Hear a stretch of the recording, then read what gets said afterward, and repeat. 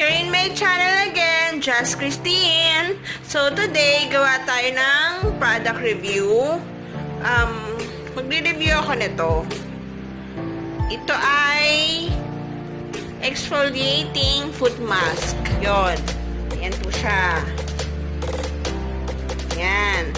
Tapos, ito kasi, second time ko nang nagamit.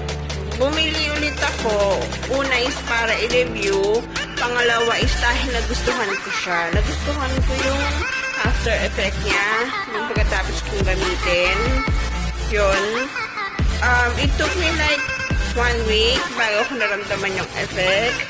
Nag-feel ng bonggang-bongga yung paa ko. Tapos, yung mga dead skin, sobrang nag-angatan siya ng pusa. Yun. Kasi, hindi niyo po na itatanong, meron akong bonggang-bonggang dead skin. Yan. Yan ang kapal. Ganyan, kakapal ang dead skin ng paa ko. Ayan po. So, pasensya na ako nakakadire. Pero malinis naman yung paa ko.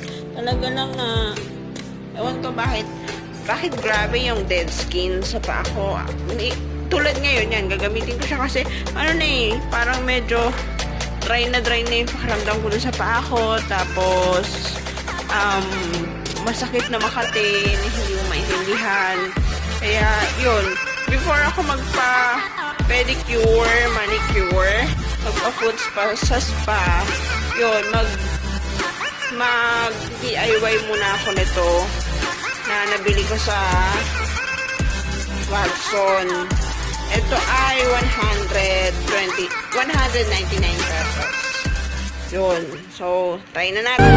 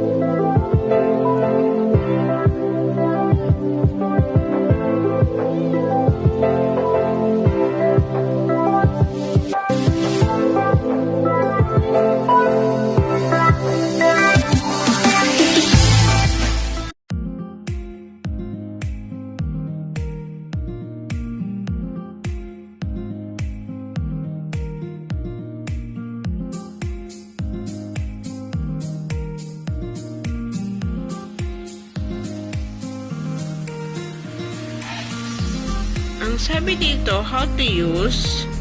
Using scissors, cut open the dotted line throughout and cleanse your feet and water with mask.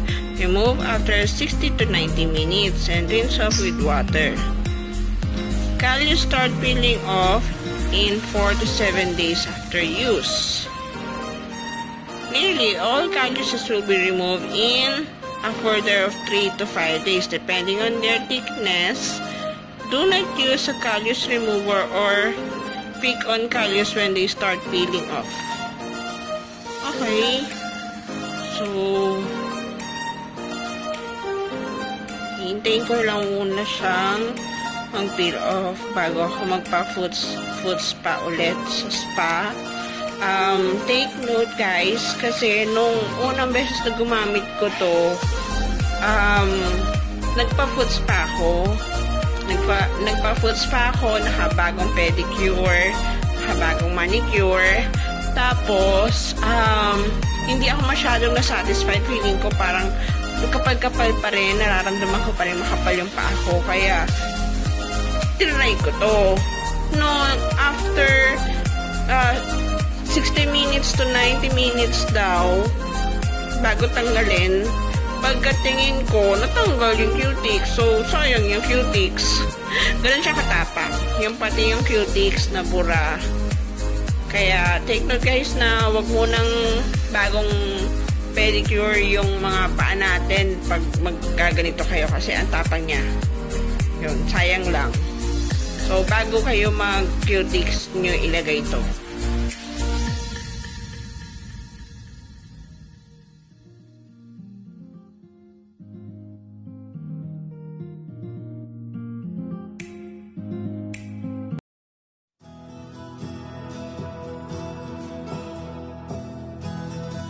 One hour later. 60 minutes. 60 minutes lang yung kinaya kong patagalin siya. Ngayon, tatanggalin ko na. Nag-adjust ako kasi para hindi siya mag-loose. Yun. Tanggalin ko na siya ngayon. Tapos, may tubig-tubig siya sa loob. Tapos, krut-krutin natin. Massage muna.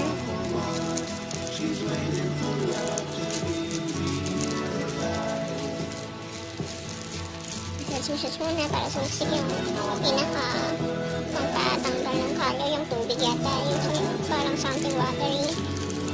Yan. Tapos yung kabila. Yan. Kasi minsan ang pinaya ko kasi nakakari na ako. Huhugasan ko pa matulog. Ayan, yan. Sisik namin sa mga kalyo. Ang labas yung tubig eh. So, hugasan muna natin. A few moments later. So, ayan. Nahugasan ko na. Hindi ko naman sinabon. Water lang. Running water lang. Medyo menthol or medyo cool yung pakiramdam ng paa ko. Kanina nung naka-footstock ng ganon, mas lalo na nung nahugasan. Tapos, naramdaman kong lumambot yung kalyo, yung hardness ng skin. Continuous ko to after ko makita yung result. Several days later. So, ito na po yung result after almost a week, 6 days to be exact. Nag-umpisa na siya mag-peel. Yan. Ito yung makapal na part sa akin. Hindi na ito matatanggal pero kahit pa paano mababawasan na siya kasi nag-umpisa na siya talaga mag-peel. Yan. 6 days, after 6 days yun pusa na siya nag-peel. Yan yung kapal nang natatanggal. So, excited na ako na matanggal siya ng pusa kasi ayaw ko siyang balatan. Bawal po siyang balatan. Hayaan nyo na lang. Saan na yung malalaglag kung saan siya natatanggal. Ngayon, nakakaramdam kayo ng within 5 days or 1 week na period na nag-uumpisa after nyo gumamit ng peeling. Makakaramdam kayo na sobrang dryness na yung halos gusto nyo laging basa yung paa nyo. Tapos makati. Medyo mainit sa pakiramdam. Nararamdaman niyo, pero hindi naman siya grabe. Tolerable naman. Siguro parang medyo nahirapan lang ako kasi parang gusto ko laging basa. Yun. Kaya sobrang dry siya. So, ayun na nga.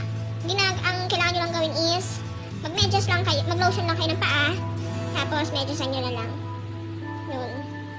So, in a few days, ini-expect ko na magpipil na siya ng bonggang-bongga. Nakaraan na nagpil siya talagang, ay grabe, parang nakakadiri na nalalaglag lahat siya sa higaan ko. Yun, parang nagkaroon ng buhangin yung higaan ko, nag-draft na halos bubuo, na makapalang itsura. Pero ang ganda, sobrang effective. Kaya recommended ko siya sa mga tulad ko na merong sobrang dead skin, sobrang dryness sa paa. Yun. Recommended ko siya, highly recommended ko siya. Ayan, nag-umpisa na siya dito. So, ngayon, habang ganitong nagbabalat siya, plano ko sana magpa-foot spa, magpa-pedicure, pero hindi ko muna gagawin. Kailangan ko muna matapos. Kailangan ko na siya matapos na mag-peel. Kasi nakalagay dun sa balat, sa lalagyan, balat tuloy, sa lalagyan na huwag siyang piliting mag-peel. Hayaan lang siya. Huwag gagamitan ng mga ano ba to? Saan yun yung tao dun? Pang pang-scrap ng paa. Yun. Kaya hindi ko na lang muna. Tapos yung pakaramdam ko ngayon, yung dry lang yung paa ko. Kaya yun, may medyo sa ako dito. Tapos bumili ako ng lotion kasi para ma-moisture niya. Yun. Yan lang. So, thank you. Try nyo yung item. Sa Watson nyo lang po mabibili. 199 pesos. That's it. Okay, so, update lang tayo. At exactly 8 days, ito na po siya. Nag-umpisa siyang magbakbak. nag-umpisa na mag-peel. Yun o, ay ang kapal, grabe, natatanggal talaga siya. Ew, pero medyo ano lang, parang itong part na to, medyo makate. Yun, ito lang, yan. Medyo makate or medyo mainit sa pakiramdam. Pero tingin ko hindi rin, kasi parang napagod lang naman yung paa ko. So, yan. Ngayon, ang dapat natin gawin dito is, lagyan ng lotion, para mag-moisturize na, mag-umpisa na natin mag-moisturize yung bagong balat na lumalabas.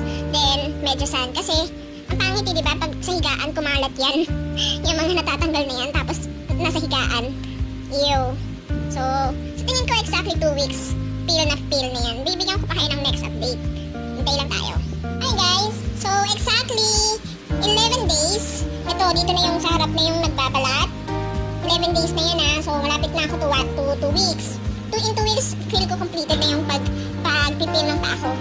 Yan, nandito na siya sa harapan, nasa mga daliri na siya. Yan. So, yung hassle na lang dito kasi mararamdaman muna yung higaan mo, may mga balat. Ganon. So, maraming dapat magpalit ka ng bedsheets mo after nito kasi yun, makaka-attract ka sa bed bugs. Yan, ganyan. Ang ganda na namumula-mula na yung napalit na balat, yung bagong balat, tapos ito na yung luma, natatanggal na siya. Yan, wag mo na lang pipilitin, hayaan mo lang. Tsaka same pa din, naglo-lotion pa rin ako ng paa. Yan, naglo-lotion ko pa rin at tsaka nagme-medyas pa rin ako pag matutulog. So, continuous lang tayo. Pwede kang gumamit ng peel na ginamit ko at least twice a month yata sa tingin ko. Hindi ko na matandaan yung binasa ko instructions. You know, ayan, nagbabalat siya. Diba? So, kailangan lang linis tayo ng bed kasi attractive yan sa bed bugs. So, natatanggal tong itim yan kapag nag-complete na yung pag-peel ng skin ng paa ko, ng dry skin. Meron akong itim kasi yan, sa chinela, sa sandals, ganun. So, natanggal na dito, nabawasan na siya. Yan. Ito, meron pang konti. Nakapal na kasi talaga ito since bata pa ako kaya hindi ko na rin ine-expect na mawala talaga yan Yun lang. So, next video is yung exactly 2 weeks. 2,000 years later. Okay, so final review. 19 days to be exact. Medyo matagal yung naging process niya kaysa doon sa first try ko. Pero mas naging maganda naman yung result kasi mas namumula-mula yung paa ko ngayon. Nagkaroon ako ng peeling dito banda. Pero ayan na siya, natatanggal-tanggal na rin siya. Yun. Dito sa may tuhod. Kasi nung ginamit ko, naalala nyo, minedyasan ko. So parang pinaka-water na laman nung sock, umakyat siya hanggang dito. So, hanggang dito, naranasan ko yung peeling. Yun, hanggang dito. Yan. Hindi masyadong natanggal tong itim na to. Siguro, kailangan ko na talaga ipa-foot spa. Pero, kasi dahil na rin sa araw yan yung sleeper kasi nagamit ko yan, yung spot na naaarawan. Yun. Tapos, mas malambot na siya. Ayun Hindi na to natanggal kasi normal ko na yan Normal na may ganyan akong skin dyan. Ayan. Tapos, ayun, mapula-pula. Ang ganda. Kaya, highly recommended ko. So, that's it. That's it, pansit.